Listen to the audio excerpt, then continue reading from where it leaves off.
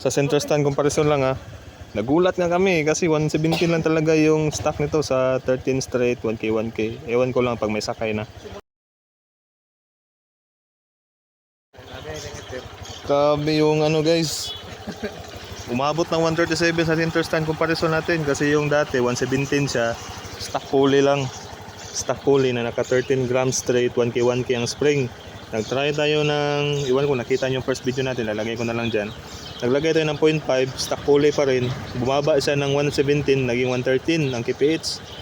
Tapos naglagay tayo ng 1mm, from 117 naging 113 sa 0.5. Pagdating naman sa 1mm, nagiging 108 na lang siya. Pero nung pinalitan natin itong mumurahing skiddy na racing pulley, naglagay tayo ng 0.5mm na tuning washer. Umabot siya ng 137, center stand comparison lang po ha. Umabot siya ng 137. Tignan nyo, yung stock natin, both spring pa rin ha, 1K 1K, GBT ang center spring. Clutch spring natin is, kalimutan ko yung brand. Tapos yung HIRC na straight grams na bola. So ngayon, umabot siya ng sobrang lakas. 446. Grabe. Not sure lang ako pag may sakay na. Center stand comparison lang kasi. Pero pumagpag yung belt natin lalo. Rinig na rinig. Belt, niluag. Pagpag na siya. Ayan o, maluwag na yung belt ko talaga kahit sa stock na pulley. Pero ganun siya kalakas yung kanyang naging top speed. Papalitan ko na lang ng belt. Sa center stand comparison lang ha. Nagulat nga kami kasi 117 lang talaga yung stock nito sa 13 straight 1K 1K. Ewan ko lang pag may sakay na. Simula pas ba maambak ang Belt. Yun nga, gusto ko siyang tignan. Tignan nga natin.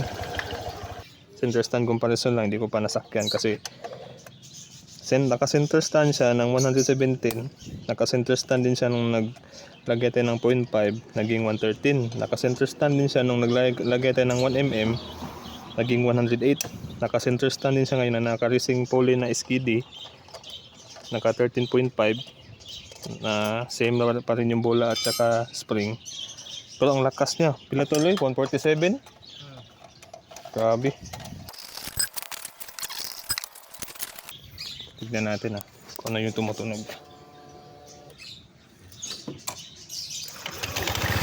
Belt nga. Belt. Sobrang pagpag. Maluwag na kasi yung belt ko. Ayan o, pumapagpag siya. Papalitan na lang doon ng belt. Ganon siya, ang lakas niya. Grabe. Try ko siyang sakyan. So yun lang po muna yung update natin ngayon. Again, i-recall ko sa stock niya dati. Stock pulley na naka 13 straight 1K 1K spring. Bumaba siya ng 117. Tapos nung lalagay tayo ng 0.5, bumabot siya ng 113. Tapos nung naglagay tayo ng 1mm, bumabot siya ng 108. Tapos nung naglagay na tayo ng racing pulley na naka 0.5mm yung tuning washer, ang sobrang lakas niya. Halos ikaw na ang hihinto sa pagpiga. Pero yung belt natin sobrang pagpag na. Pagpag na talaga yan kahit sa stock ko. Okay. So yun siya. Center stand comparison lahat.